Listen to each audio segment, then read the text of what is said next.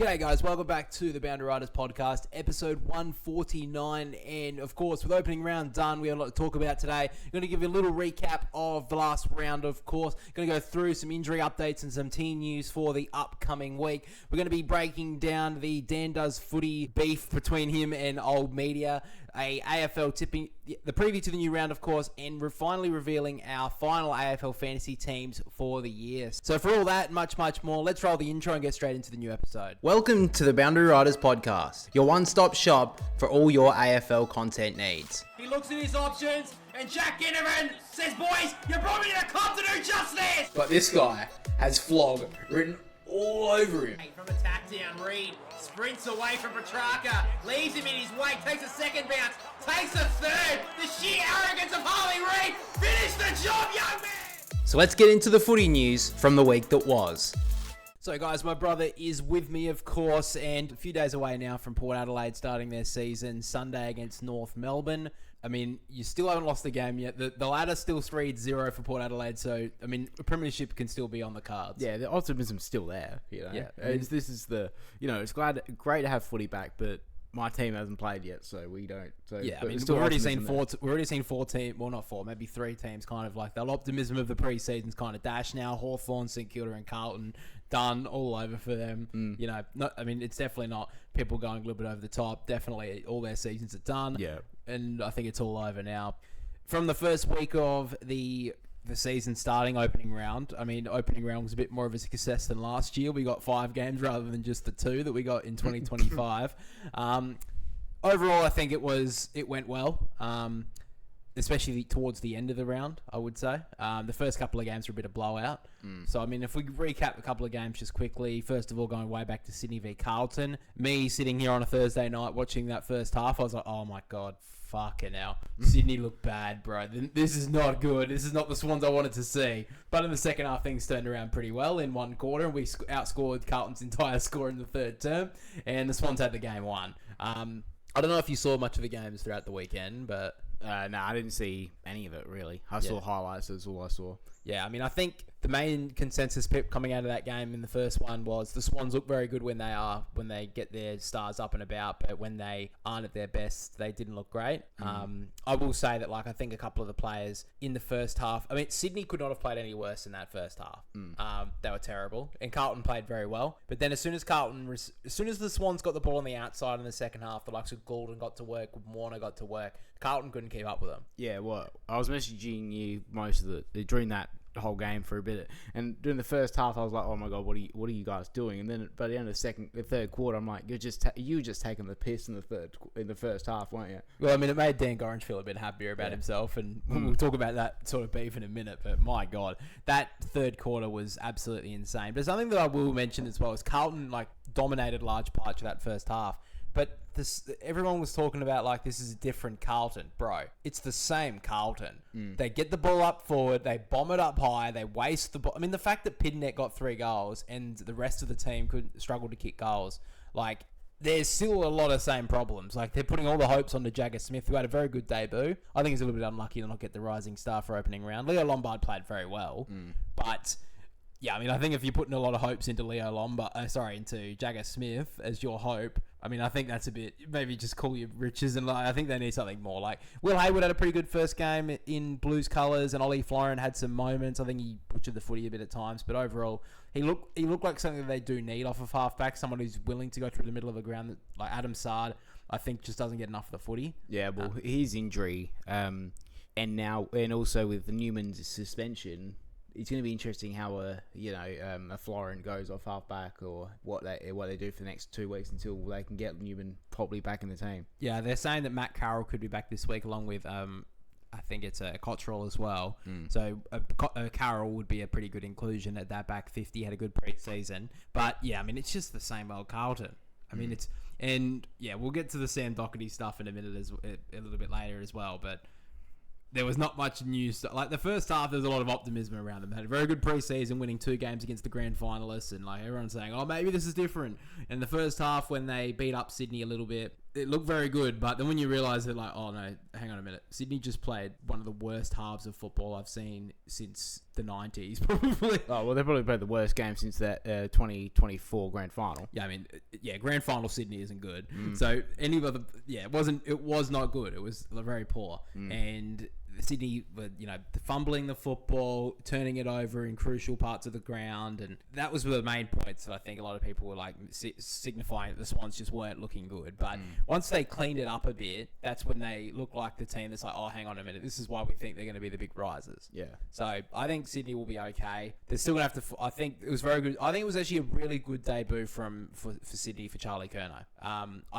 Because something that I think a lot of people didn't. I think as a Swans fan, something that like Buddy Franklin, like people compare Charlie Curnow to Buddy, obviously. I think it was a little bit different on the fact that Curnow was very team conscious a lot of the game. Like he did have one shot, I think, when he tried to ping from 60 and he missed. But a lot of the time he was lowering his eyes, he was finding teammates to pass it to. And then, in the third quarter when Sydney did go forward and like look dangerous, that's when he kicked his goals. And in that third quarter, he was looking to pass it to his other teammates and get them involved. So it wasn't like a lot of people were expecting where it's just going to be how Sydney were like in the like mid 2010s when every single time Sydney went forward, it was looking for Buddy. Like I think there was like statistics when like Sydney's targeting inside the forward 50 back then would have been like 75 to 80% looking for Buddy Franklin off the kick. Sydney, the way I really like the fact that Sydney weren't just looking for Charlie every single time they went forward. Yeah, like they did obviously at times, and he's going to bring that sort of presence, but it wasn't just looking at him. And I did really like that. Logan McDonald, if he plays like that again, he's going to be sitting in the VFL for half the year. Fuck me, the amount of fumbling he did. I know it was his first game back in like 12 months, but my God. The highlights of him watching that game, watching the number 6 in the Sydney Swans, fumbling and bumbling the football multiple times. Oh, it wasn't good. But other than that, I think Sydney did very well in the first half. Their recruits did nicely. Really like look at Jai Sarong. Malcolm Roses, I think he's definitely that small forward that the Swans needed. Tom Papley's a lot different, I think, and he can play a little bit more of a different role now for the Swans that Malcolm Roses is there, but a lot of positives on the Swans' point of view. Carlton, just same old. Friday night we had, what was it? The Gold Coast. The Gold Coast absolutely killed Geelong. That's why I forgot about it, because who the fuck? Geelong just got fucking destroyed. Geelong didn't even want to be there. Yeah, that's how it looked to you don't need. I didn't watch the game, but you can know that Geelong don't want to travel up there first game of the season after playing grand final day. That's the one trip they don't want to do. It kind of reminds me of last year when remember Geelong had to go to the NT and play the Gold Coast. It's like they don't want to be there. No, they don't want to be there. It's opening round. They don't care about a loss in opening round. People who, I mean, look, it didn't look great from Geelong, but they were missing Paddy Dangerfield. They were missing Jezza Cameron, Shannon Neal. Don't think he's ready to take the number 1 mantle just yet. No, I've been saying that since Tom Hawkins, just before he retired in that final series, and he was a bit injury. He was just coming off that bad injury. You can kind of see why Geelong were like, maybe we do need Charlie. But yeah, I think that was a bit disappointing. Gold Coast looked very good, but I think it is opening round, and also that just was extremely poor from the Cats, and that's just not them. If they're playing the Cats in round 18 up there, that would, even if it was up there, I think it's a whole different story. Yeah, I think, and looking at the Gold Coast, like they needed that win especially, but their next 2 games before they hit their bye, or 3 games, I think is West Coast, Richmond, and Melbourne. They'll be 4-0 before their bye before we gather round against Sydney. Yeah, which is going to be big too. Yeah, and I mean, of course, it's down in fucking Norwood for fuck's sake. It could be a top of the table clash. Is going to be fucking in Norwood. Yeah, I was already saying to people at work, is like, me and you were going to go to that game, and I'm already excited, and it's only been 1 game. Well, it was 2 games, those first 2 games of the year, and I was already saying how pretty excited that I'm going Norwood. Yeah, and watching that game. Wish it was at fucking Adelaide. Oh yeah, 100%. Yeah. Then we got the game on Saturday afternoon, Hawthorn v GWS, and oh my God, Hawthorn, fuck me, that was not good enough. Merritt's looking like a fuck. They should have chucked away. They should have chucked away a couple of other picks, and just should have chucked a Cam McKenzie in there. Oh, they 100%. Needed him. Yeah. Warple obviously at Geelong now. You got Will Day on the injury list. Their midfield not looking great against a Giants team that they perform very well. You can't take away anything from the Giants. They perform very nicely. Their key forwards really did well. Jake Stringer on a contract year. I think we've forgotten that factor. Yeah, this is Jake Stringer on the contract year. You always forget, But then straight away when you're like, oh wait, he's on a contract year. Yeah, this is why Stringer's playing so well. Yeah, I mean, you look at the stats. He's like 5 goals. You're like, when's Jake Stringer's contract? Oh, of course, that's what we're thinking. Yeah. 5 goals, 4 out of 11 score involvements. And he had 14 disposals. Yeah, like that's out of his 14 disposals, 11 of them was involved in scores. Like, I mean, this is his year. I mean, Brownlow could be Brownlow, all Australian. Yeah, has there been a Brownlow Coleman medalist in for 30 years? I think so. I mean, he's definitely a possibility. Clayton Oliver looked good as well. Both the ex-Demons this week played well. Petrarca. I think it was his best ever rating game ever. Yeah. And when you think of that grand final in Perth that he played, Jesus Christ. But I mean, I think it was fair from Melbourne to let them go. Oh, they both had to go. So yeah, and Clary just if he plays, he needs to play well without Tom Green there this year. Yeah, and there's a lot of them out. Tom Green, Josh Kelly as well. But I mean, that's a good start from the Giants. But they do like opening round. Yeah, there's a lot of Victorian teams just don't like to do it. Scotty Pendery was like making a joke after the game. I guess other teams don't like playing in Sydney either in opening round. It's like, yeah, bro, sorry you had to leave for the 5th time in your fucking career to go to a different state for their fucking season. Jesus Christ. So Hawthorn, I think they'll be fine, but not a very good sign that they're losing to GWS. They'll beat up all the other side. All the bottom teams. They'll easily destroy them. They'll pick up wins. They're not horrible. It was just the game exposed a lot about their midfield in that game. Yeah. Then you move to Saturday night, Brisbane v Dogs, and Dogs got an upset win.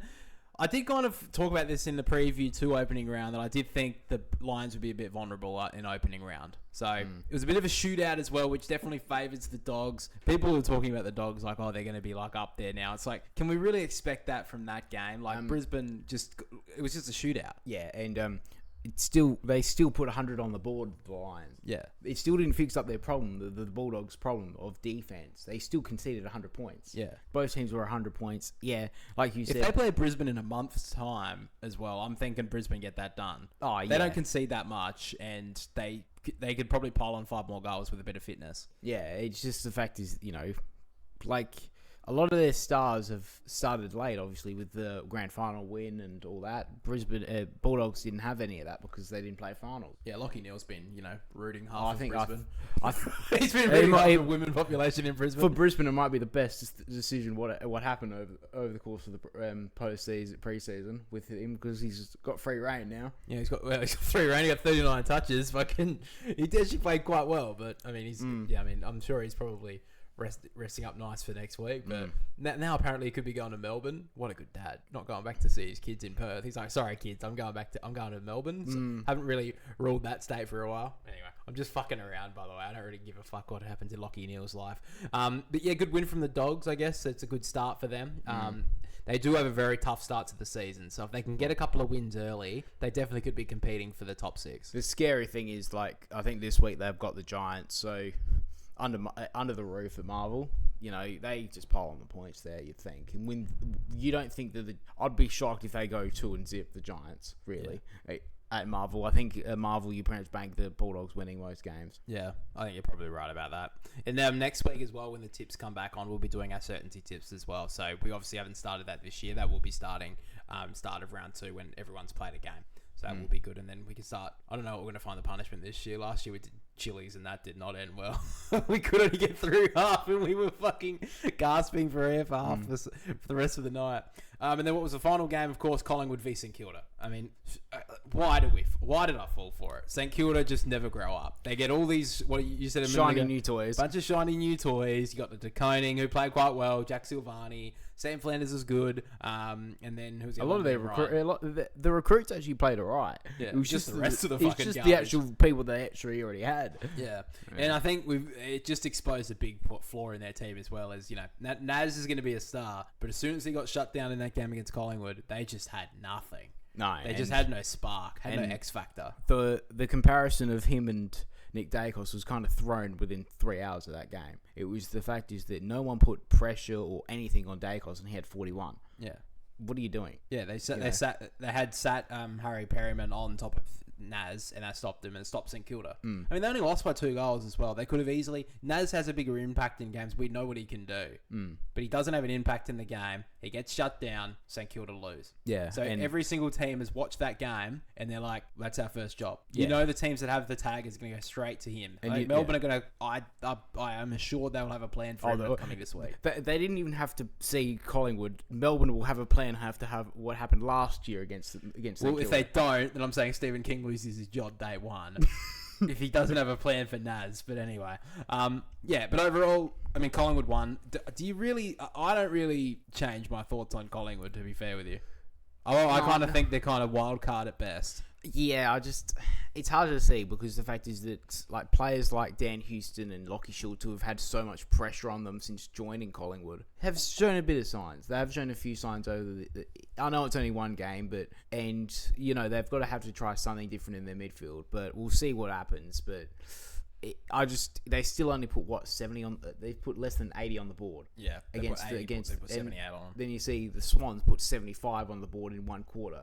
Yeah. The difference in that, and it's like, I think that's a middle team, like mid-table team. Same with the Saints. I think a big flaw that was noticed in that game for Collingwood as well is their key forward stocks is not good. Yeah. Like, there's to put it on Jack Buller. The amount of times he got pushed around and just... I mean, I'm saying this as a Swans fan, like, he left Sydney. I'm not really that hurt by it. But the reason why I'm not hurt by it is because I didn't really see much of a player that's like... He's not a 50-goal-a-season player for me yet. Maybe he will be, but Collingwood brought him over because they needed someone to help up the key forwards, but he's not really the guy. Yeah, and when you've the best line for the Saints is their defense. So to have Jack Buller play, you got the defense of St Kilda, and he doesn't really perform. I can still see the struggles that Collingwood are going to face. Yeah, with their forward line with Jamie Elliott. You want him to kick another 60 goals this season. They may need him to. Yeah, they may need him to, but I don't see that. Yeah.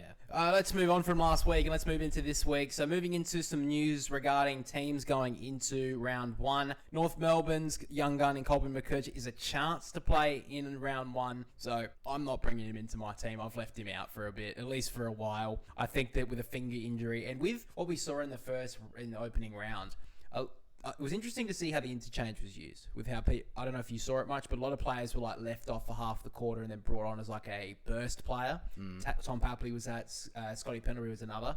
So I think maybe to try and ease him back into the team, they'll use him on limited minutes. So I think Colton McCurch, I think he will play, but I don't think he'll have many. I think he'll get like 70% game time. Yeah, it's going to be interesting because he had such a good preseason and late to last year as well was pretty good. So it's annoying if he does, because it probably doesn't say if he played the VFL. Oh yeah, what happened was he was named, but then he got taken out of that team before he played. Of course he did. So that's why they haven't really mentioned too much about that since. So.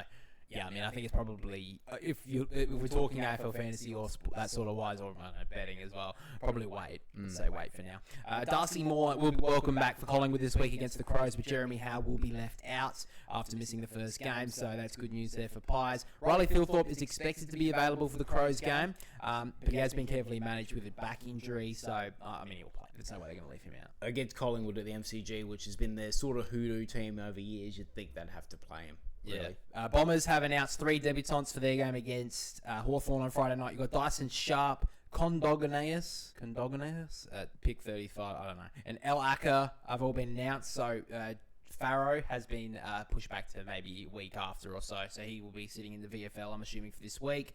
Hayden Young is in doubt for Saturday's game for Geelong. And it looks like Brendan Cox also looks unlikely.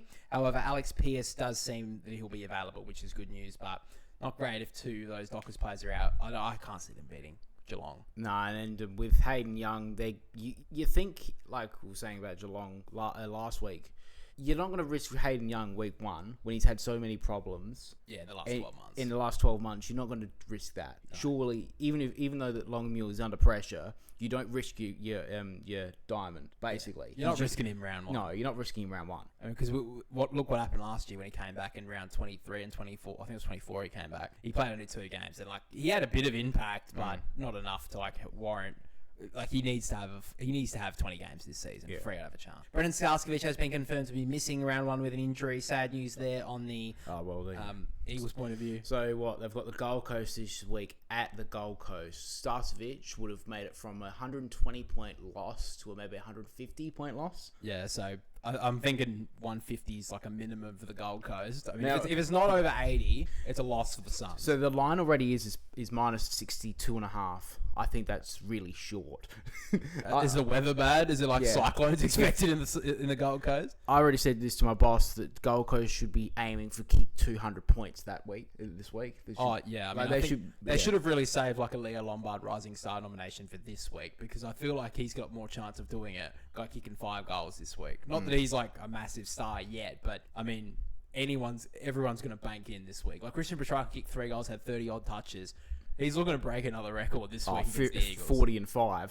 I would say so. I mean, you got people saying like he got the triple double last week. He's going for the quad triple this week. I actually thought the game this week against the Gold Coast was in Perth, and I was like, oh well, it won't be. I don't think it'll be as bad. And I thought it was the Gold Coast. I actually thought it was in Perth. I was too, like, so- oh no, this is actually going to be like, this is murder on TV. Yeah, I feel like West Coast fans should just be preparing to go to the pub and just put it on something else. See if like the F1 finished last week, but try and find something else to watch. Surely there's going to be some other sport on this week. Yeah. That's going to be a bloodbath. Liam Duggan has been cleared from concussion, so he'll be in. There is some doubt regarding Tim Kelly, Jack Graham, and Harry Edwards. So, I mean, they're just. So this just gets from worse to worse. Yeah, I'm not really expecting much from West Coast this week. Geelong say that Paddy Dangerfield and Jeremy Cameron are tracking well for their round 1 clash. According to Sean Manor, I still think that I think they'll keep Dangerfield out. Cameron maybe comes back, but I think Dangerfield will be out. Yeah, I think so. What? Yeah. I can't see them risking it. Jack Bowes performed well in the VFL last week, so he may return this week. And Tyson Stengel is tracking well after taking personal leave in January. So good news there, but I wouldn't expect Tyson Stengel for the first month of the season at the moment. On the Hawks, it does seem that Henry Huswaite will be sidelined for 2 to 4 weeks with a low-grade synostosis injury. And Cam McKenzie has been cleared of concussion protocol, so he should be back this week to help with the midfield struggles of Hawthorn, of course. I still think Merritt looks pretty hot right about now. I feel like you should have trucked Henry Huswaite and like some more picks. Maybe in both of them and see if that would have worked. Just chuck something at it. They needed him. At this point, you can see they kind of needed him. But it's early days. Carlton have confirmed that Matt Carroll or Lockie Cowan are set to replace Adam Saar this week after he suffered a hamstring injury in the game against the Swans. So both of them performed well in their VFL game last week. So those two are the likely inclusions. For Melbourne, it does seem that Brody Myercheck, Bailey Fritsch and Jai Cully have all overcome their preseason injuries, so should be ready for round 1. On Richmond's point of view, Noah Bolter is available for Thursday night's contest as long as he stays away from the nightclubs on Wednesday night, doesn't knock out someone's teeth out, should be all good to go. And curfew is good. He doesn't have curfew anymore. Nick Vlauston is a chance to return as well. They kind of need Nick Vlauston, but if Richmond do it again, if they do it again and knock off Carlton, like it wouldn't be as big as last season, but I think it'd be almost funnier. Does he get sacked if they lose? Can you sack a coach? Like it's sort of an English soccer sort of thing, or like maybe an American sport.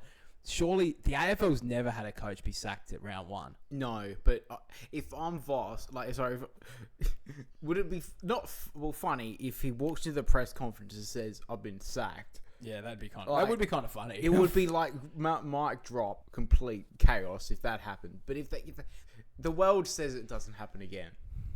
But I mean, yeah. Could you see it? I mean, if they play as poorly as they did in the second half, they just lifted up stumps and just walked away. Like they kind of gave no fight in that third quarter. They just out with a whimper in the second half. You know, that's how the Tigers did it in round 1 too last year. Carlton thought the game was won at half time. Come out in the second half, Richmond, just a young Richmond team, wouldn't probably have the best fitness in the AFL, just absolutely trounced the Blues in the second half. Momentum was the thing that got them over the line. Yeah, well, exactly.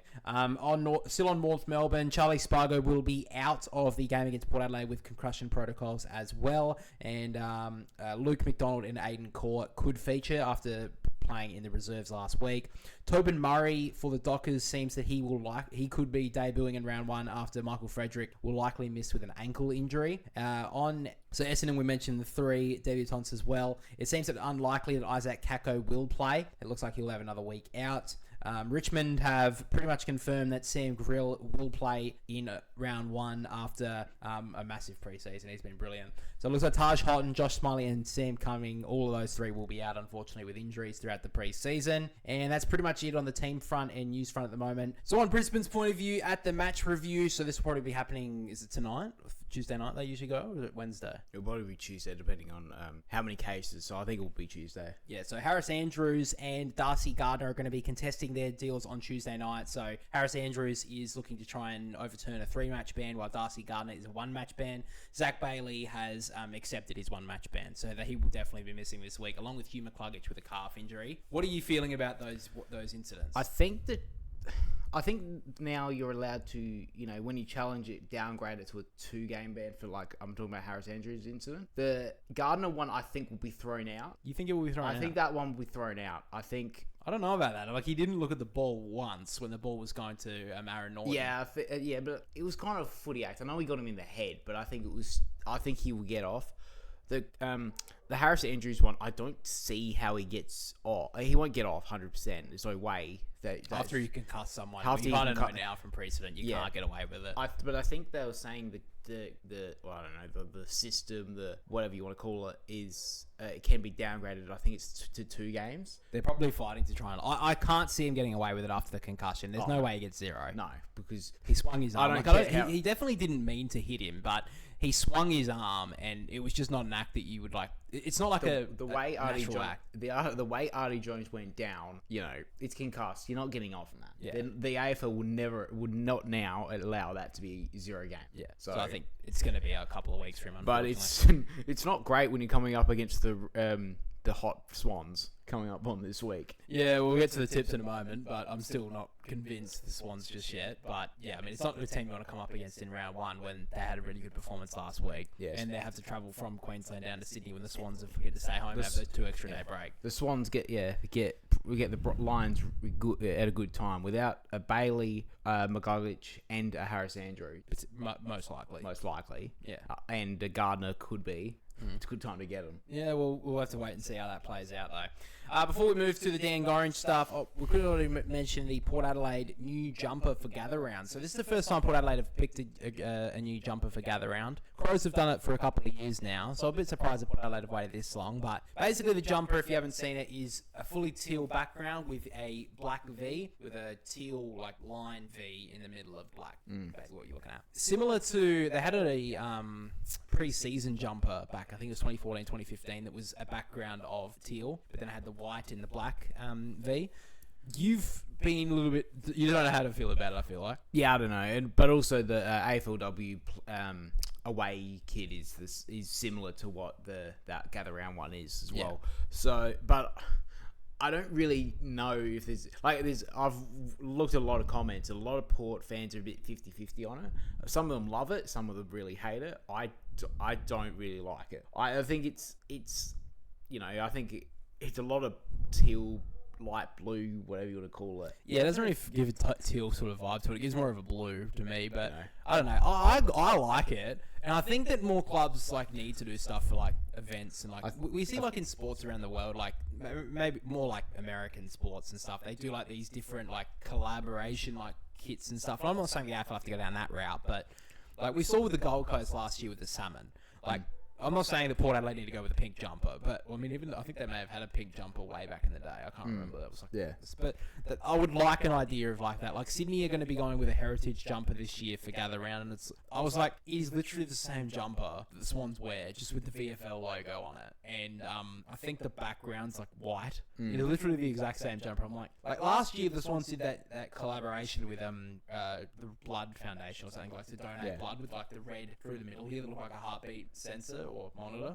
I really like that because it was unique. I wouldn't mind the Swans doing unique looks of it, I think a fully red jumper or a fully red one with just the white line through would really be cool. They could just do the Gold Coast Guernsey. Because that's basically what the training Guernsey. Yeah, no, just do that one. That'd be a funny one. Yeah, but do a fully red with just the white line. That would be really cool. But I think that retro jumpers are cool as well. I don't mind. Melbourne last year when they did the demon head, I thought that was sick. Yeah, I think I think Gather Round's probably the perfect example of doing these sort of Guernseys. Yeah. Like, because, you know, like, you've got, like, Anzac Round and all that. You've got that Indigenous round, all those Guernseys, which are really cool. So I do understand why Port Adelaide are going down this route for Gather Round, because other teams have obviously done it. So it's just the fact is, to me, it's too much blue or teal. Yeah. Sorry, there's too much teal in it. Just not my vibe. This is not my vibe. You know, I think a lot of like Eddie Maguire types will love it because, you know, he's been Why don't Port Adelaide just pick that jumper all together now? Yeah, it's like, you know, Port have been, you know, he's been pushing the fact is that not to wear black and white and wear more teal. This is Eddie Maguire's wet dream. This jumper. Oh, I love it. It's the best. We're pushing all the people on his TV shows to be like, I love it. Say you love it. Say you love it. All right. So, I mean, I guess this. I think actually Eddie Maguire had a say on this anyway. But let's talk about the Dan Does Footy v Old Media beef. So, if you don't know what happened, basically, I think it was on Friday's episode of the podcast. Friday, I think it was the 10th, would have been like the 5th or the 6th of March, something like that. Just after Carlton lost their opening round clash against the Swans. He had a conversation with Sam Doherty. I still am trying to find if he had consent to release it. I don't think he did. No, he didn't have consent, but he didn't, like, Doherty didn't really have a problem with it being aired. It was just the fact is that I think it was the amount of swearing Dan was saying that, like, you know, the way it came out. Sorry, I think he would have liked a bit of understanding to know that it was going to be put out there. But yeah, I think that's probably fair enough. Like, you should, especially when you've got such a big platform like the podcast does, I think he should have told Sam that, like, or at least get consent, like, can I play this? But at the end of the day, I think a lot of what he said, you know, even though it may have came off with a couple of swear words, oh my God, like, the main point he was getting across was a lot of Carlton fans were like, thank you, we should be hearing this from the club. Or, like, we should be hearing that these, you know, hard truths about the club. Anyway, let's go quickly through the timeline of it. So the Friday episode comes out. That gets played on the episode. The Sam Doherty was not impressed by Carlton's second half. How Sydney basically, once they got the ball on the outside, the Swans just killed them. Carlton couldn't keep up with them, and the game was done. And he basically pointed out that Carlton have had these sort of issues for years. And, you know, once you beat Carlton's midfield, that they get basically beaten from there. So yeah, he was pretty straight to the point. He made a couple of swear words, which I know would have hurt. I mean, it hurt my feelings, definitely. Yeah. And then over the weekend, a couple of media pundits, older people, you saw Jared Waitley come out. I think Mark Robinson made a few words, and Caroline Wilson came out, basically saying, oh my God, I can't believe Dan Gorringe would do that on his podcast. I can't believe he did it to his best friend. On a podcast. By the way, all my friends are gone now because I've burned all those fucking bridges because they all hate me. This is what Caroline Wilson would be saying in her head, and Jared Waitley. So Jared Waitley said on SEN, I think that is it is a disgusting behaviour. Okay, good on you, Jared. And then this is actually, I'll play this one here. This is what Caroline Wilson had to say. Voice message he left for Dan Gorringe, which he had no idea was going to be released publicly. He didn't give permission for that to be released publicly. It's disgraceful, Dan Gorringe. I would have thought so. I mean, who does that to him? He's rung his mate to give him some what's about a footy club, and he's put it on what, social media? On his podcast. Oh! Wouldn't end the friendship. Would say. Oh, fuck. Oh! Jesus Christ. It was that felt so fucking Oh my God. I can't believe you're saying that. Oh my God, I'm taken aback. Shut up, Caro. Fuck me. Anyway, now look, I think what I've kind of gathered is, like, I think Dan put out a video regarding what Jared said. Kind of seems like Jared has a bit of a grudge towards Dan Gorringe because apparently I think he made a joke about Jared a couple of years ago regarding Brian Myers and Leo Messi. I think it was like a meme or something put out like a couple of years ago, and it was like a funny joke, and everyone was making fun of Jared, and I think Dan was like a part of it as well, or something sort of tweet. I can't even remember what it was, but apparently that's what happened. And then Jared, instead of like taking the joke or whatever, kind of sucked about it and said that Dan was like a loser or a wanker or whatever. He called him like he's disgraceful. He's disgraceful. Anyway, so I like Jared as a commentator, but I think a lot of the time it seems like he's a bit of a sook. I feel like he'd probably be like someone that you'd walk past. He feels like he's like too uppity for everyone. Like, oh, I'm better than you. I'm better. I feel like that's what Jared would be if you walked around him or around the Fox Footy headquarters or SEN headquarters. You wouldn't want to sit. You wouldn't want to be near him. You're kind of like, yeah, you're like good at your job, but also like you're a bit of a wanker. I don't want to have you near have a beer with you, mate. Anyway, so I'm just about to be on the next episode tomorrow on SEN that me and you have just been put into the next feud. What feud? Well, what you just said, I think Jared will be really hurt by it, don't you think? He would be hurt by it. He'd probably have a cry about it. He's like, that's disgraceful. Did they say the F word on a podcast that gets maybe 100 listens on YouTube and Spotify, maybe? That's disgraceful. Anyway, but I have a real issue with Caroline Wilson as well. Like, she is the embodiment of hypocrisy. The amount of times she is just such a fucking hypocrite. I remember when it was last year with Bobby Hill. Remember when she came out and said all those sort of things regarding, I'm so worried about Bobby Hill. He's having a fight. He's having a really tough time at home. He's having fights with Bobby Hill with his cousin Brad Hill. Remember that? That feels like that's insider knowledge. Like, how would she know that? There's no way she would know that firsthand. So she's got information from someone close to Bobby Hill. I'd ask you this. If you've got someone close to Bobby Hill, do you think any of Bobby Hill's family, any of Bobby Hill's loved ones, his friends, his family, do you think they wanted that public? No. There is no fucking way they wanted that public. But Caroline Wilson, the horror that fucking someone could make release a comment about a football club like Sam Doherty, that comes out on a podcast, you say? Oh, the horror! She is such a fucking hypocrite.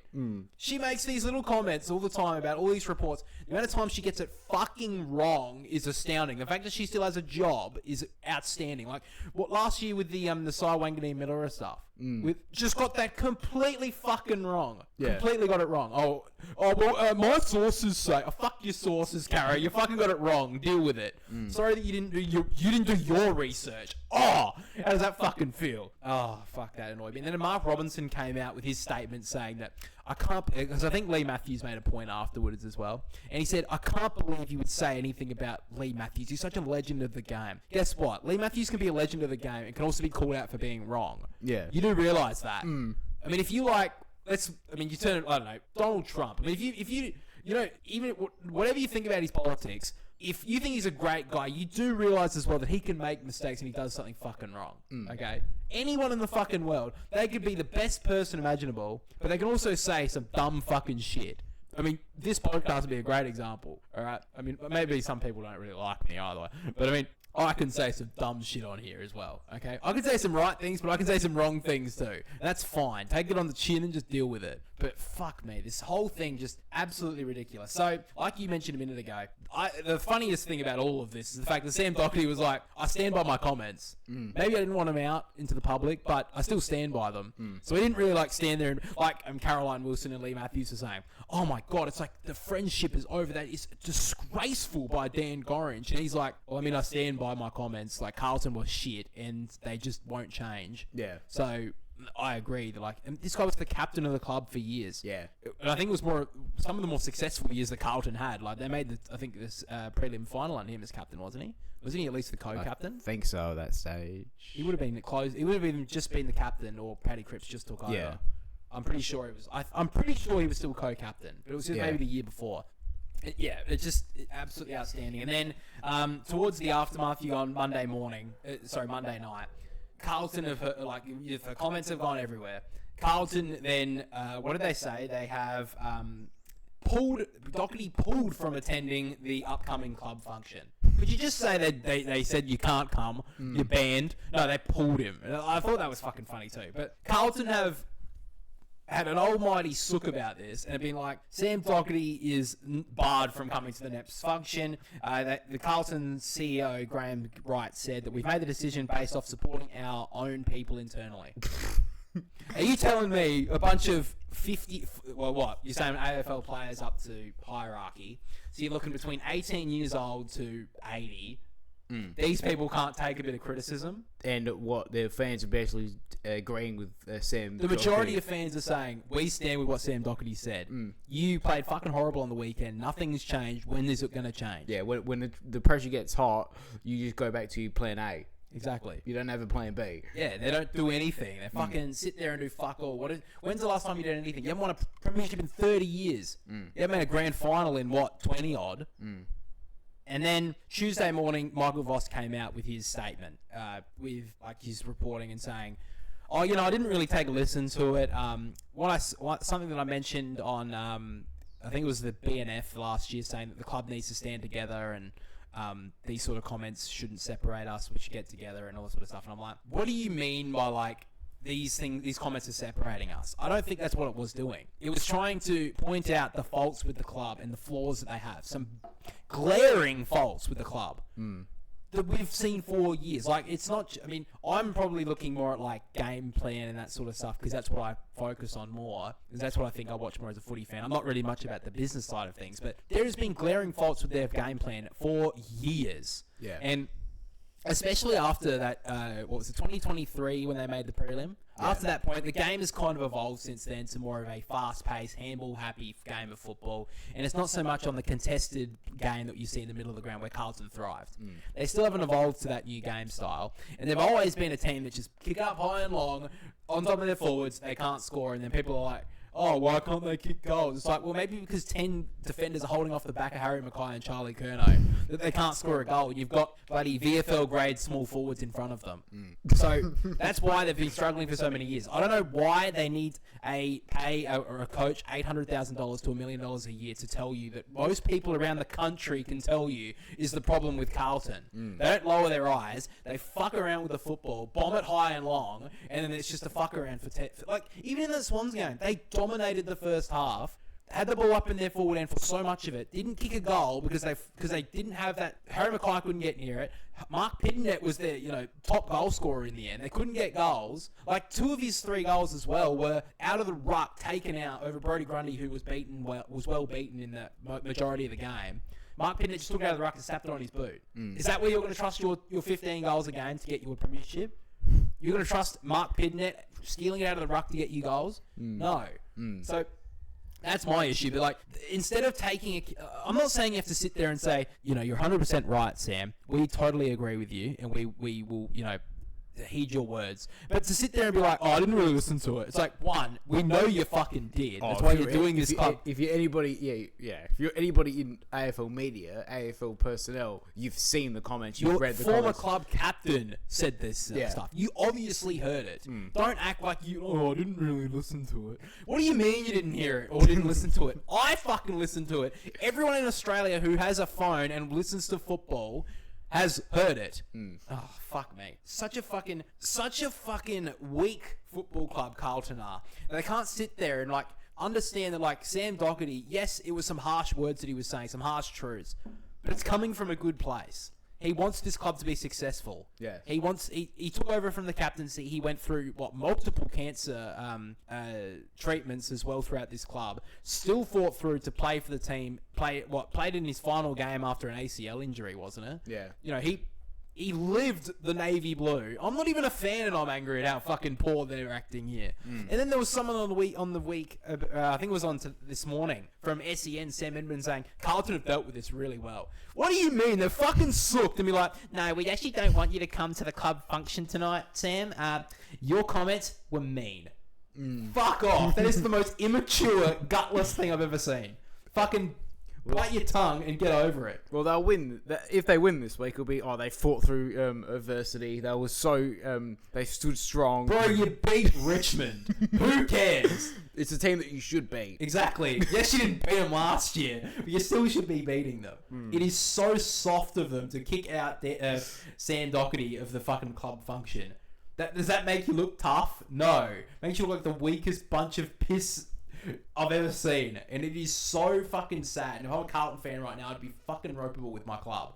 30 years without success, and this is the big stance you're going to take? Sam Doherty can't come to a club function to tell you how poor you are as a football club? Fuck me. He's basically saying what I keep saying. Every single Carlton fan has been saying. the same game plan doesn't keep working. It doesn't matter how many different players you keep bringing in. Week 1, you showed exactly the same shit you showed for 5 years. Exactly. Under Voss. Exactly. And it's like you mentioned like a minute ago in the pod, like it can't happen that Michael Voss is going to be sacked in round 1. But if they lose, the pressure that's going to go on him is going to be immense. Then you're going to hear on SEN radio every single fan coming out and saying, "Oh, Sam Doherty was right. He was right. He was right. He was right." Jared Waitley's going to be sitting there fucking seething. Fucking Dan Gorringe was right again. Part of me actually wants that to happen now. I don't know. Oh, I'm barracking for Richmond on Thursday night. Don't get me wrong. Anyway, that's pretty much all we've got for that. So let's move on to the preview to the new round, of course. Round 1. Finally, we're here. So we'll be previewing our usual 4 big games coming up, along with our tips. So make sure to let us know down below who you're tipping in round 1. The AFL tipping competition is still technically open, but you probably want to get in this week if you can. We've got 44 people on it right now, and if you're not on the app, ESPN, I don't think you've started votes. I mean, it's only 5 games in, so you probably still could catch up, but you'd have to do it now if you want to join in. So let's get into the preview to the new round. With round 1 coming up, every single team is back in it. Of course, thank God for those 8 other teams who missed out on opening round. And we have a big round 1 coming up. A lot of massive matchups. And today we're going to be going over the 4 big games that are going to be coming over the week along with the full tip. So, of course, if you do enjoy this type of video, guys, of course, make sure to like and subscribe to the channel. And let's get to the first big game of the round, which I believe is the Western Bulldogs up against the GWS Giants. Both of these teams had a surprising win in opening round with the Dogs away from home against really all odds against Brisbane, able to win an outstanding game in a high-scoring encounter. And then we saw the injury-riddled Giants surprise the entire competition by winning over a potential premiership favourite in Hawthorn. Now, the Dogs did get into that shootout against Brisbane, and if anything, that probably went into their favour. Not many teams are going to be able to beat the Western Bulldogs this season if they do get into those sort of games where it's just all-out attack. And with GWS, they have a few big players out in defence, which is something that the Dogs can exploit in this game. Now, on the Giants' point of view, they're still able to kick 19 goals against Hawthorn last week, so it's not like the Giants can't post a big score this week against the Bulldogs if they're able to,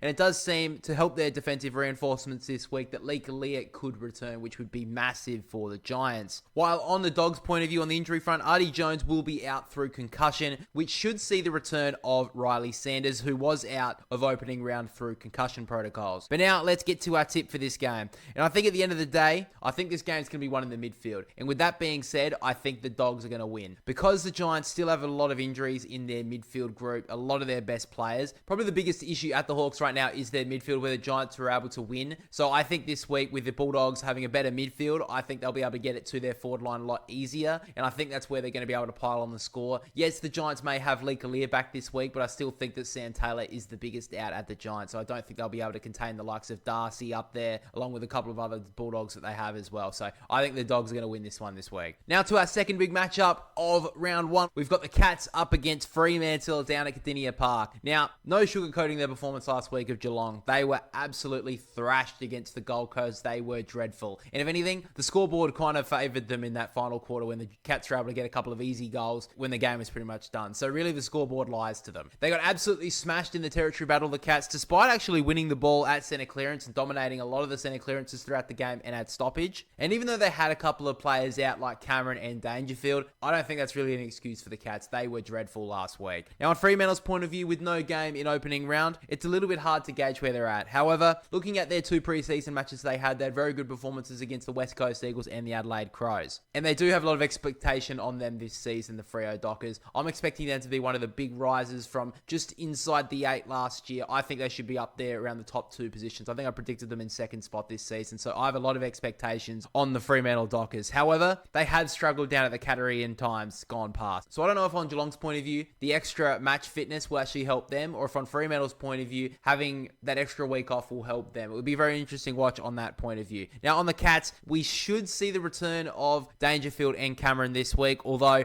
I think Chris Scott may go in with a little bit more caution here, especially on Paddy Dangerfield being out with a calf strain, a soft tissue injury to Dangerfield so early on in the season. We know the Cats like to rest their older players throughout the early parts of the campaign, get them ready for the end of the season. Wouldn't be too surprised if Dangerfield is rested for this one, or maybe just a little bit more precaution, but I think Jezza Cameron will come back if he is somewhat fit. While on the Dockers' point of view, they seem almost at full fitness. Now, Hayden Young did have a bit of an injury concern last week in training, but it seems that he is all good to go, so that is good news there for Dockers fans. But now let's get to my tip. So, all the powers that be, I want to tip the Dockers. They have the week off, the Cats look battered and bruised, and they look a bit slower after a bit of a shorter preseason. However, down in Geelong, with a Cats team that doesn't tend to lose 2 games in a row, I'm thinking the Cats are going to respond, so I'm going to tip Geelong. Honestly, I don't see the Cats losing 2 weeks in a row, down at the Cattery in front of their fans for the first time for the season. I think they're going to come back with a better display, show their fans what they're made of against the Dockers, who are expected to be a big team this year, beat one of the early contenders, and I think the Cats will win this one pretty comfortably in the end. Now we move to the 2024 Grand Final rematch. The Swans up against Brisbane, 2 teams that are expected to do big things this year. The Swans last week came off a good win. Not a great win, because that first half was absolutely dreadful from the Swans. They couldn't have played much worse, but that third quarter, the light switch just turned on for the Sydney. They absolutely crushed the Blues on the outside, and they pretty much had the game done at 3-quarter time. That third quarter from the Swans was outstanding. I think it actually beat the Blues' entire score in the end. So if the Swans can find that sort of form, it's going to be hard for Brisbane to beat it. But if they play like they did in the first half, then I think the Lions could definitely win this one. Now, on the Lions' point of view, they were pretty disappointing against the Dogs in opening round. It was an absolute shootout, which, like I said earlier, it does help out the Dogs a lot more. I did mention this last week that I did think that the Lions would get off to a bit of a slower start. They haven't looked that great in preseason so far, and we know Brisbane, they're not playing their best footy in opening round. They're waiting for the end of the season, so they want to try and bank up wins at this point, and then eventually when they get to like round 12, probably after their second bye, I think that's when Brisbane are going to hit their straps. But of course, with the injury concerns from the last week's game, Swans don't really have much concern at the moment. Tom Papley didn't play a lot of the game, but we saw when he was on the field, he was amazing for Sydney, so I think that he'll be all good to go. Probably 75% of game time in this week's game after playing just over 50% in the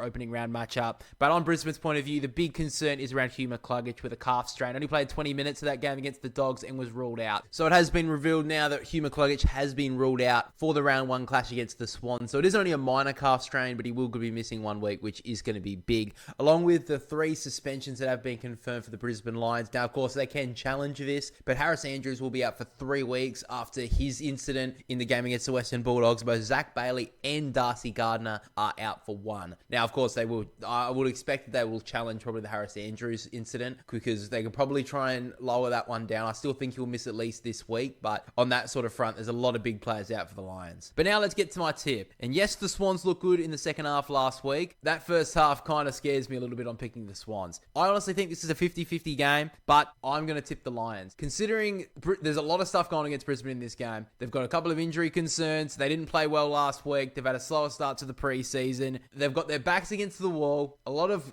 the odds are against them, Brisbane. And I remember saying this last year when they went down to the Cattery against Geelong. They don't lose 2 games in a row. I don't think Brisbane lose 2 games in a row. I think they're ready to respond this week with, talk about them being a little bit of hungover a little bit from the grand final. I think they'll be fine. And I honestly think they're going to respond in red hot fashion against the Sydney Swans away from home. And I think Brisbane win it in a tight one. But now let's get to our final game in focus for this week. And it is Collingwood up against the Crows. So Collingwood, of course, coming off a grinding win against St Kilda last week. They really held up in the big moments, showed their experience. But what I will say is that St Kilda could have really put Collingwood to the sword in that final term. They wasted countless opportunities. And if Collingwood are up against a more composed team last week's game, I honestly think they could have been beaten. And I think Adelaide, with a strong forward line that they do possess, I think they would take full advantage of Collingwood if they play that poorly in the last quarter. Now, on the Crows' point of view, it is a little bit of a tough read on their pre-season. A couple of injuries have really lowered my expectations on them. And with Rankin being out for round 1 through suspension, it will be interesting to see where they find their X factor. Josh Rochelle is probably the most obvious answer with a good pre-season that he's got under his belt, but we'll have to wait and see. Now, both teams have had a wretched run of injury in recent times, but it does seem that Collingwood could see the return of Darcy Moore along with Jeremy Howe this week. But I feel like the Pies will take a cautious approach, at least with Jeremy Howe, as he has had a wretched run with injury as of late, probably in the last few months or so.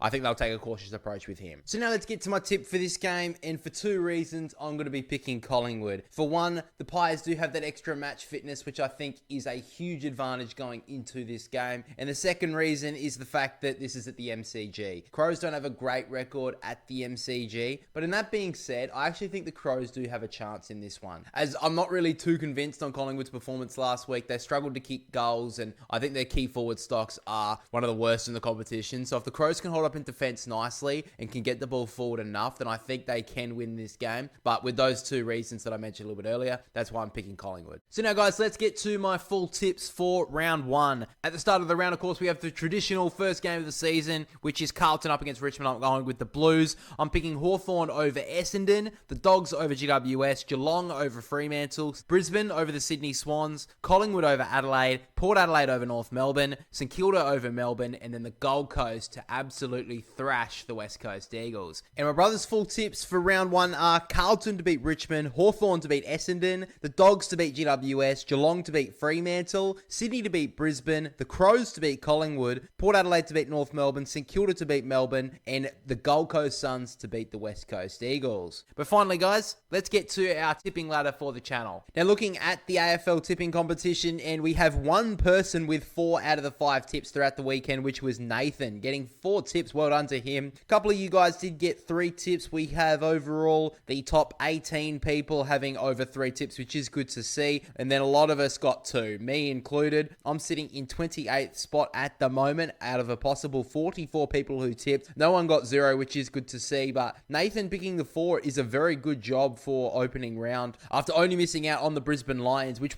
is a tip which I think a lot of people could have got. I think the Dogs, I did mention it in the tips last week, that I did think Brisbane were going to get off to a bit of a slower start. And there are a few of you guys who did tip the Dogs, but unfortunately Nathan missed out on that one. All right, guys, finally, let's get to the reveal of our final AFL fantasy teams going into round one. You can see on the screen right now the code to join our AFL Fantasy League, so you can join that at the moment. I'll actually have a look to see how many people are in the league. We've got 66 people. Jesus Christ. We had 81 last year, so I'm pretty disappointed in you guys. You could probably do a bit better. We banked up a lot in the last week, I reckon. Yeah, I'd probably say so. Let's have a look at our team. So I'll go through mine first. We'll go through yours second. Looking at my defense, I've got Connor Rosie, Archie Roberts, Trent Rivers, Caleb Windsor, Lockie Blackerston, and Sam Grill. In the midfield, I've got Errol Goulden, Zach Butters, Sam Walsh, Caleb Sarong, Tanner Bruin, Willem Dersma, Jack Carroll, and Jagger Smith. In the ruck, I've got Tim English and Luke Jackson. Forward line, I've got Harry Sheasel, Christian Petrarca, Sam Flanders, Matthias Filippo, Connor Butterick, and Devin Robertson. And on the bench, I've got Josh Lindsay and Lockie Jacks in defence, Dyson Sharp and Blamarez in the midfield. Sorry if I've pronounced his name wrong. Ruckman is Lockie McAndrew, and in the forward line, I've got Leo Lombard and Braden Cook. As a utility, I've got Jai Sarong. What are we looking at your team? So on my defense, I've got Connor Rosie, Jack Sinclair, Colby McKercher, Dan Houston, Lockie Blackinston, and Josh Lindsay. Midfield is Errol Goulden, Zach Butters, Jack Steele, Sam Walsh, Darcy Parish, Tanner Bruin, Jack Carroll, and Jagger Smith. Rucks are Tim English and Luke Jackson. Forwards are Christian Petrarca, Sam Flanders, Josh Rochelle, Sam Lawler, Connor Butterick, Devin Robinson. Interchange is Lockie Jacks, Jai Sarong, Dyson Sharp, Blamirez, Lockie McAndrew, Lockie Dovinston, Leo Lombard, and Sam Grill. So there's a few differences. Usually we kind of sit around the same team at the start of the season because you copied me. But It says the person who's beaten you the last 3 years. yeah, because I've copied you. And we can actually check history actually now, so we can. Yeah, that's check actually that. kind of cool. The AFL fantasy stuff that they've added this year is actually quite cool now. It is, isn't it? It is the last 3 years, isn't it?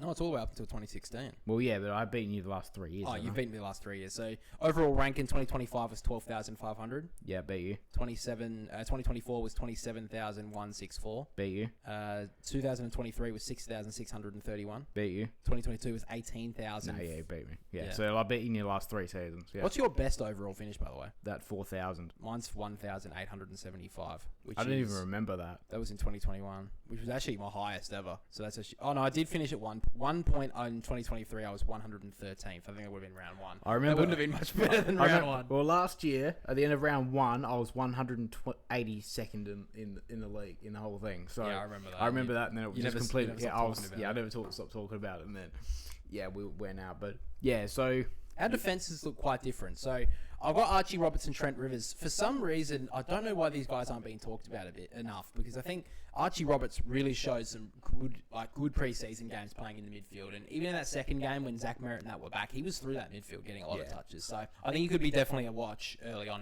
He's ranked under 10% of owners. yeah, I think because I have Jack Sinclair, I'm looking at with him having the early bye, looking at some other players around him once Jack Sinclair happens, because I will probably likely get rid of him because the fact is that he is so high priced. There's other players like Blackenston and Jagger Smith and all that will bank cash. Yeah, that's why I kind of looked at that at the moment with because I've still got 172 cash K there, because I do like to have the cash there for round one in case there is someone that's like, oh fuck, that was a huge mistake. Especially rookies, the young rookies. You never know. Like one player you don't have scores like 90 in a week. That is basically a 300k player. It's like you got to jump on that because Yeah, if you don't get on that player, they're gonna be too high into 3 weeks. So yeah, that's probably someone there. A lot of players in defense, like Caleb Windsor, I think a lot of people are gonna have. It's not him, Kitty Coleman, maybe.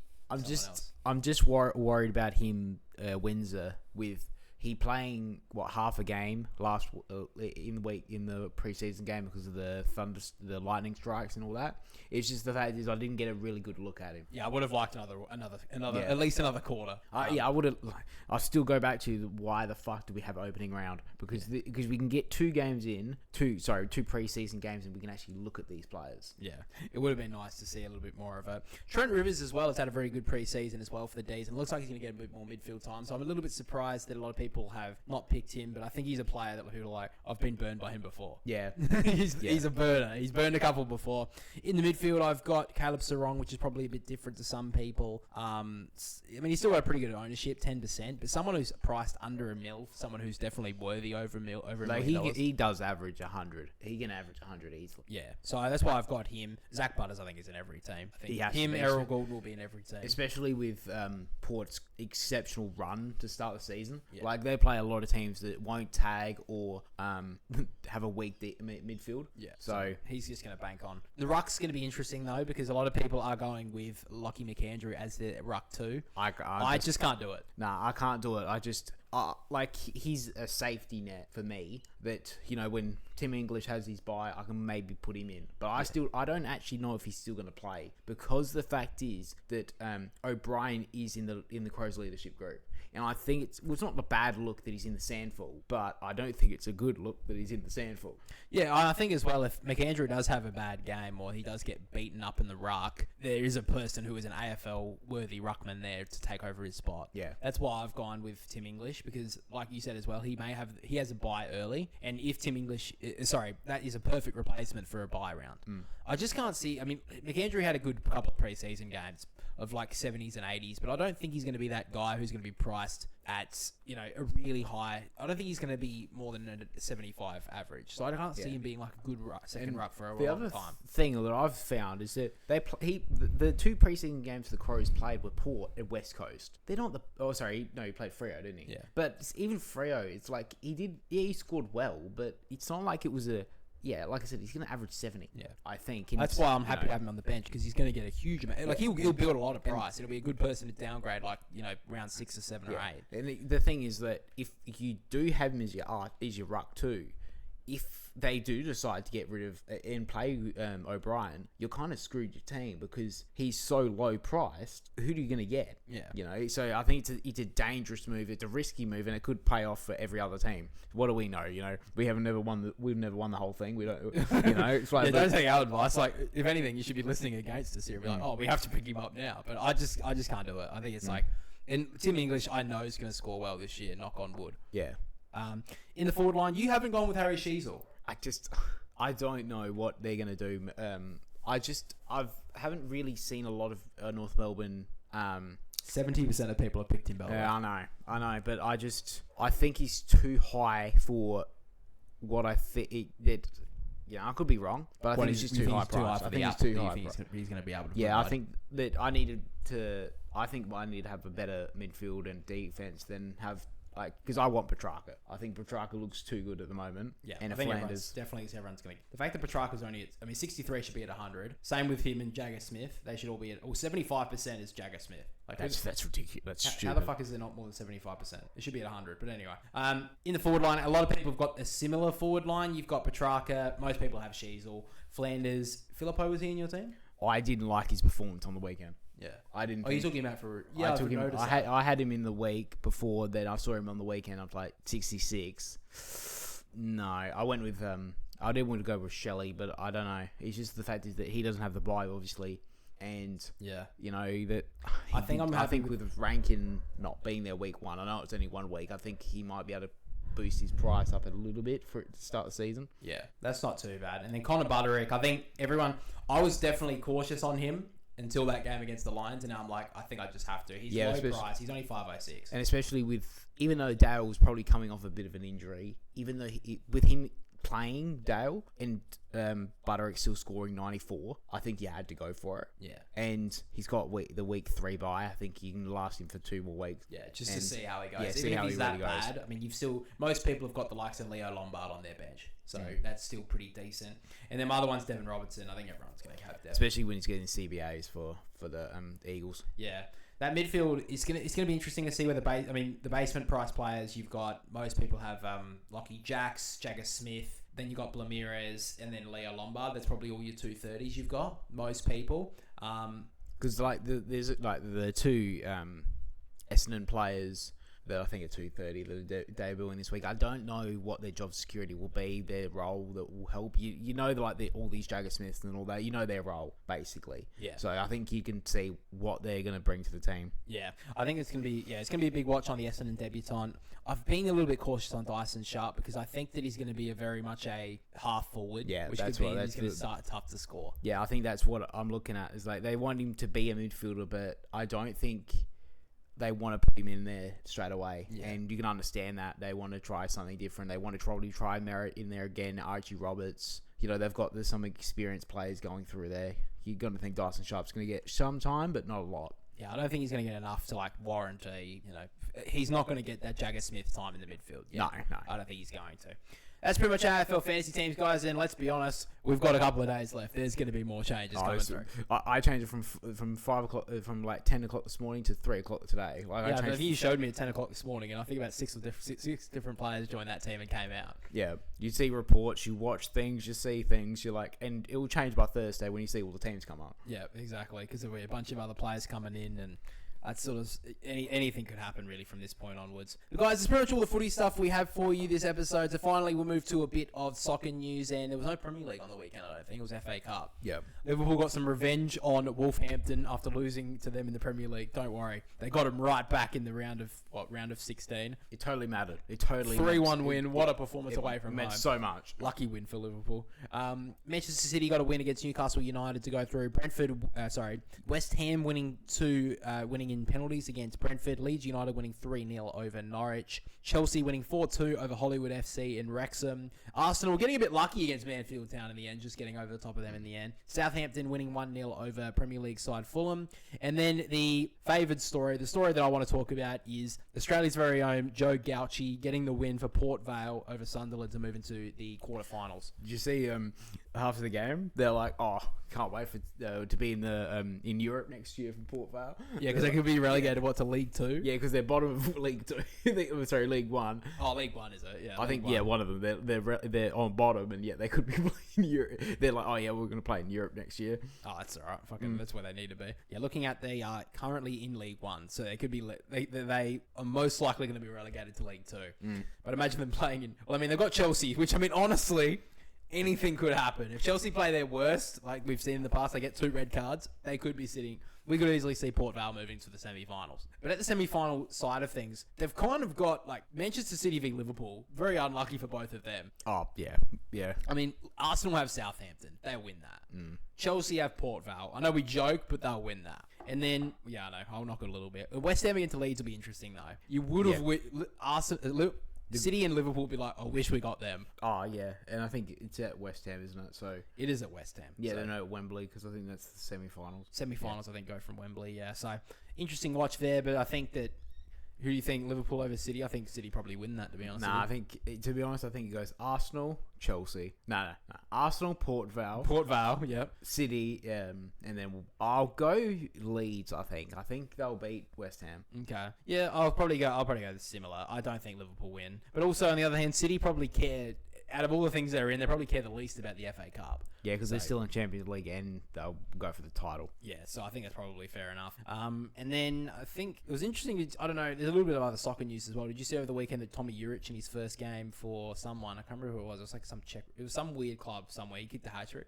Tommy Juric. I was like, fucking hell. I didn't even know he still played. Good on him, I guess. But looking at other leagues, just quickly around the world, Barcelona leading the La Liga at the moment over Real Madrid by 4 points at the moment. But those two are in a sole race against each other. In the Serie A, you've got Inter Milan 7 points clear of AC Milan. You got Napoli and Como in the top 4 there. Juventus and Roma, Juventus and Atalanta sitting just outside the Champions League spots, and that's pretty much all the other leagues around the world. There's got to be the French league somewhere, the Ligue 1 or Bundesliga as well. Bayern Munich got that absolutely sewn up with a 11 point lead over Borussia Dortmund. That's just an absolute walkthrough. Harry Kane, got to feel sorry for him playing for Tottenham for all those years. Finally, now he can win some trophies, and that's one thing we can quickly mention. The Premier League race for the relegation zone right now. We're finally getting a little bit of a stop in the Premier League to look at it. They are 1 point away from relegation. Tottenham. They haven't got a game in hand. So West Ham with that game have moved with a win. I think they played someone recently. I can't remember who it was, but they played and they won, which got them to this position that they are in now. So they recently played Fulham and they got a 1-0 win, which has moved them into equal with Nottingham Forest. And I saw a graphic that showed that Tottenham have one of the hardest run homes, especially when you compare it to other relegation teams that could be in the battle. It's literally 1 point. Like before, when you laugh, like the West Ham are like 6 points away or 5 points away from them, you kind of laugh. You say, "Oh my God, Tottenham are going to get relegated." There is a genuine chance that Tottenham Hotspur from London Stadium with 100,000 capacity stadium could be sitting in the Championship next season. It's actually crazy. They've got a lot of like high end players, not high end players, but like players that are Premier League. Well, I think they're saying that if they hit relegation, they're gonna have to take pay cut. Most of they'll leave. They're gonna leave, bro. Yeah. They're not fucking staying. Yeah, they're not staying. Like you look at this squad, you got their goalkeeper. Why the hell has it gone to the Leeds page, bro? They don't want me to look at Tottenham. They're that scared. Looking at their squad, they got Vicario as a top keeper. He's going, definitely. In their defense, you got Danzo. He probably leaves. Udogi, he's probably gone. Romero's gone. Porro's gone. Ben Davies, I think he's probably gone. Van der Ven's been linked to Liverpool for quite a while. He'll go. I think he'll go no matter what, but he'll go. In the midfield, you've got Xavi Simons. He's gone. Like, he was linked to Chelsea like before this season. He'd be thinking, why the fuck didn't I take that deal to go to Chelsea, bro? Zuma, he's gone. James Maddison's been out for the whole season, but he'll probably go. Bergvall, he'll probably go as well. Kudus, he left from West Ham, so, I mean, he left a relegation team to join a relegation team. Kulusevski, he'll go. Conor Gallagher, I think he's on loan from Atletico Madrid, but I wouldn't be surprised if he finds a way. He'll go back if he doesn't go. Matassar, I think he's a young guy. He'll probably leave. Rodrigo Bentancur, he'll go as well. And you're looking in the forwards, you've got Richarlison. He'll probably stay because no one else will want him. But yeah, that's what I was going to say. It's like he'll probably stay. Yeah, Matthias Tell, he signed from Bayern Munich from last season, so he'll find a way somewhere else. Solanke was, 2 seasons ago, one of the top scorers for Bournemouth and in the Premier League, so he'll find a way out.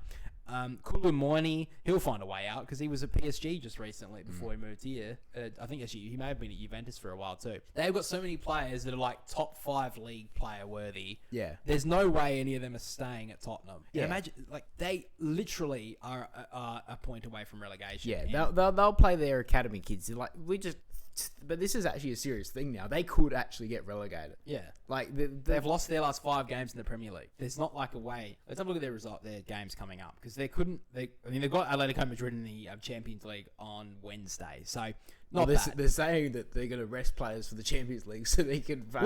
What's more important? I think it's probably it's the Premier League now. You can't get relegated as a Tottenham. Yeah, and you're not. They don't have the squad to win the Champions League. Yeah, good on them. They made the round of 16. That's big for them. They'll get some sort of money from that. Yeah, but I mean, that's not going to mean anything if they're sitting in the Championship. Yeah, like just give up on that. Play your own academy kids. See if they can like scrounge a draw, and then maybe you get a couple of wins in the Premier League before you have your next Champions League tie. Maybe. See if you can try to do that. Their next game in the Premier League is Liverpool. Then they play Nottingham Forest, a relegation battle-worthy game. Sunderland, Brighton, and Wolverhampton. So they have an okay run. They have Liverpool, and they have like even Sunderland. Like Sunderland haven't done well in the last 5 or 6 weeks. But it's at home. It's at Sunderland. Yeah, you're right. Tottenham might win in that.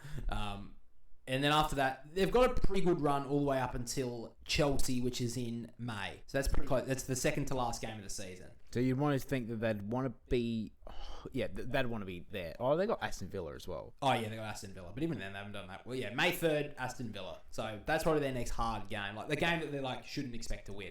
They should be... Like, before this season, they should have Nottingham Forest cooked. Sunderland, they should win in a tough game away. Brighton, they should win. And Wolverhampton, despite being away, they should be able to win that too. Yeah. But, honestly, how they've been playing, they'll struggle to win against... They won't win against Liverpool, so it's not to jinx it, but they won't beat Liverpool. Nottingham Forest at home, that's the chance that they get to avoid relegation, I think. If they can win that at home... Yeah, they need 3 points and they can kick past Nottingham. That should be enough to keep them from safety. But even then, Nottingham haven't done too bad in the last while. They're not great, but not bad. Sunderland, they haven't played very well. But it is at home for Sunderland. I feel like they can just scrounge a point. But Tottenham, I don't trust them. Brighton haven't been great this season, but I mean, you definitely go Brighton as favourites, even though they're away from home. And then Wolverhampton have been playing like pretty well for where they are. And you don't want to play a team that is basically relegated already. Yeah, because they don't give a fuck. They don't give a fuck. They're not playing here. They're not playing the Premier League next year. They would love to see Tottenham down there in the Championship with them. So yeah, I mean, it's going to be a crazy watch. But with 9 games to go in the Premier League, Tottenham Hotspur, a team that I mean, we can look at it this way. Leicester City got relegated last year, and they only won the Premier League 10 years ago when Tottenham had their last chance to win it. Now they look like they're going down. Well, I think Leicester could be down in League One next season, which is crazy. Yeah. But maybe double relegation for Tottenham on the cards. That'd be exciting. Anyway, guys, that's pretty much what we have for this episode of the Boundary Riders podcast. Thank you for listening. Thank you for watching. Bit of a long one, this one, but thought you'd give you guys a long episode for the celebration to round 1, of course. If you did enjoy it, make sure to leave us a like and subscribe over on YouTube. And if you are listening over on Spotify, make sure to leave us 5 stars and make sure to follow so you're notified on the podcast and the review. Not the review. So you can make sure to follow so you guys are notified on the podcast every single week. But again, guys, thank you for listening. Thank you for watching. We catch you all next week. See you later, guys.